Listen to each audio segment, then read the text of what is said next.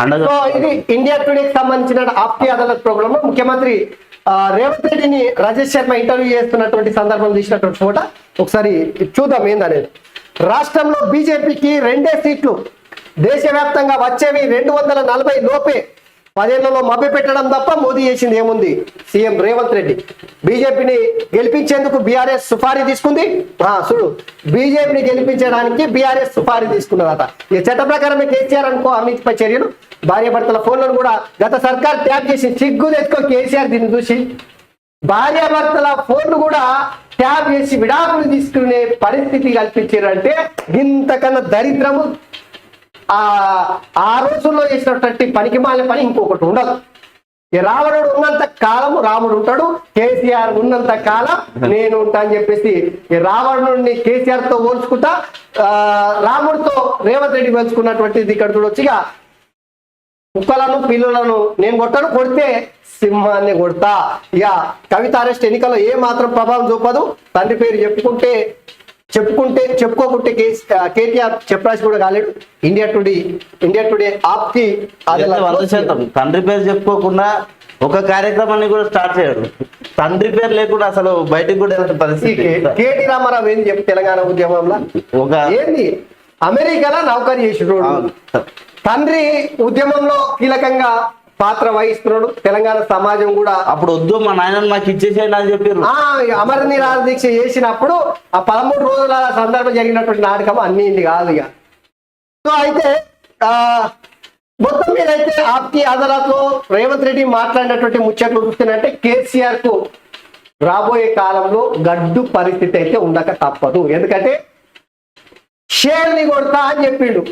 అంటే సింహాన్ని కొడితే ఎలుకల్ని, పందికొక్కుల్ని, పిల్లుల్ని నేనెందుకు కొడతా అని చెప్పేసి చెప్పిడిగా రావణుడు ఉన్నంత కాలం రాముడు ఉంటాడు అనేటువంటి సంచలనమైనటువంటి వ్యాఖ్యలు కూడా ముఖ్యమంత్రి రేవంత్ రెడ్డి చేసాడు.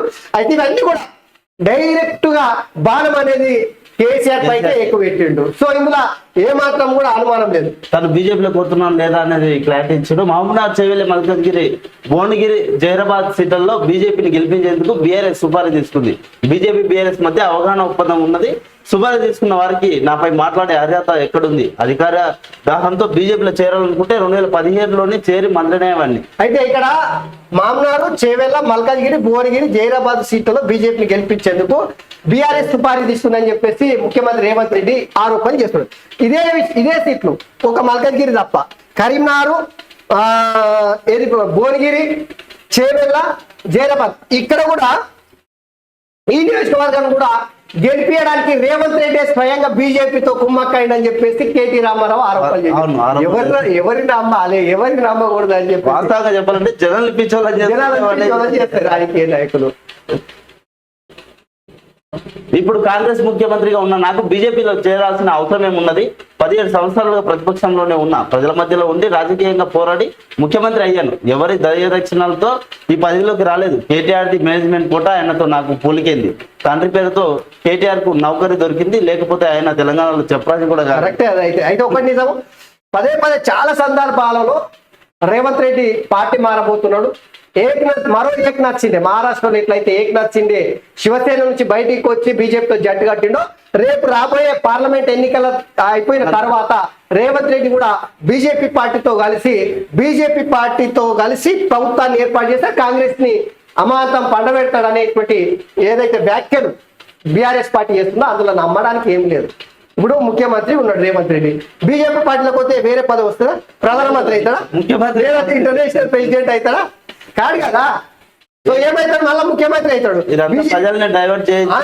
ఇప్పుడు పార్లమెంట్ ఎన్నికలలో నయనోపయనం 1-2 సీట్లు గెలుచుకోవడానికి బీఆర్ఎస్ పార్టీ అనేక రకాల డ్రామాలు చేస్తుంది. అందులో అనుమానమే లేదు. ఇక